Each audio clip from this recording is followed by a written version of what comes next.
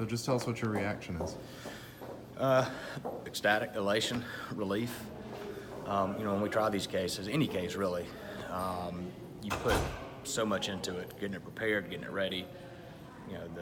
It's emotionally and physically tiring to try a case, especially a case this long, but particularly a case this emotional, dealing with this type of conduct, knowing who our victim in this case is, and just everything that was surrounding it. The evidence was so difficult to deal with, to watch.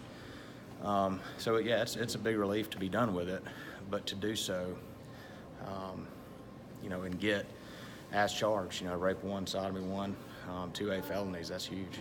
Mm-hmm. Can you talk a little bit more about that? Because I think there was a little concern that they might do some lesser charges or something like that, or you're just glad that you got all of the charges that he was indicted on? Yeah, I mean, look, we were convinced from day one when we first heard about this case and heard the evidence that rape 1 and sodomy 1 were the appropriate charges.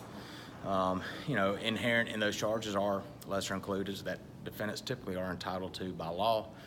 Obviously, in this case, the rape occurred at least once in darkness, and you can't see what's going on. However, we did feel, at least through circumstantial evidence, we proved that there was sexual intercourse that took place. There was also some eyewitnesses to behavior outside the bus. So while attempted rape, I think, was probably considered, if I had to guess, based on some of the questions from the jury, at the end of the day, they certainly got it right, and credit to them for sticking it out. Do you think this should be reassuring to Auburn students about their safety and that the criminal justice system will stand up for them?